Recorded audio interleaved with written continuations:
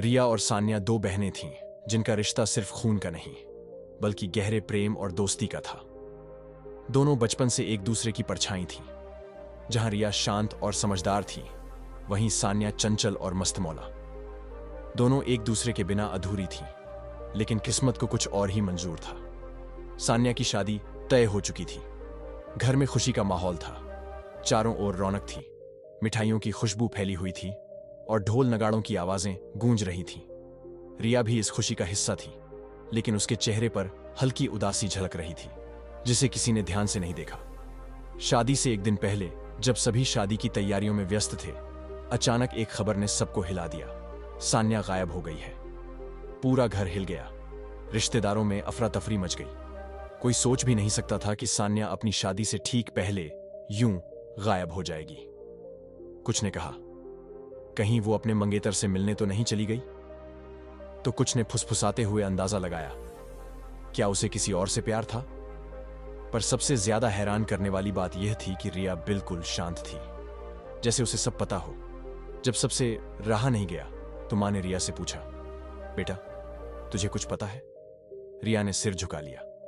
कुछ देर की चुप्पी के बाद उसने जो कहा, उसने सबको हिलाकर रख दिया। सान्या वापस नहीं आएगी, क्योंकि मैंने उसे रोक दिया है। घर में सन्नाटा छा गया। सबके चेहरे पर अविश्वास था। मां ने कांपते हुए पूछा, रिया, तूने ये क्या किया? रिया की आंखों में आंसू थे, लेकिन उसमें डर नहीं था। उसने गहरी सांस ली और कहा, अगर मैं ऐसा न करती तो सान्या की जिंदगी बर्बाद हो जाती। सान्या की शादी जिस लड़के से तय हुई थी, वो बाहर से बहुत अच्छा दिखता था, लेकिन रिया को उसके बारे में एक ऐसा सच पता चला जिसे जानकर कोई भी अपनी बहन को उसके हवाले नहीं करता। रिया को कुछ दिन पहले पता चला था कि सान्या का होने वाला पति पहले भी शादीशुदा था और उसकी पहली पत्नी की रहस्यमयी परिस्थितियों में मौत हो गई थी। जब उसने लड़के के परिवार से इस बारे में पूछा, तो सबने इस बात को टाल दिया। रिया ने खुद जांच की, तो पता चला कि वह व्यक्ति अपनी पहली पत्नी के साथ बुरी तरह पेश आता था। जब रिया ने सान्या को यह बताया, तो सान्या पहले तो मानने को तैयार नहीं थी, लेकिन जब रिया ने सबूत दिखाए, तो वह रो पड़ी। उसे समझ नहीं आ रहा था कि क्या करे। तू भाग जा, सान्या। अगर यह शादी हो गई, तो तेरा भी वही हाल होगा।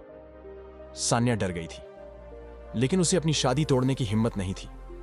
तब रिया ने फैसला किया, अगर तू खुद नहीं जा सकती, तो मैं तुझे यहां से भेजूंगी। शादी से एक दिन पहले रिया ने सान्या को एक गुप्त जगह भेज दिया, जहां कोई उसे ढूंढ न सके। उसने अपनी मां और परिवार से झूठ कहा कि सान्या गायब हो गई, ताकि सान्या को सुरक्षित रखा जा सकेगा। जब सबने रिया से पूछा कि उसने ऐसा क्यों किया, तो उसने कहा, मैंने अपनी बहन को खोने के बजाय उसे बचाना चुना।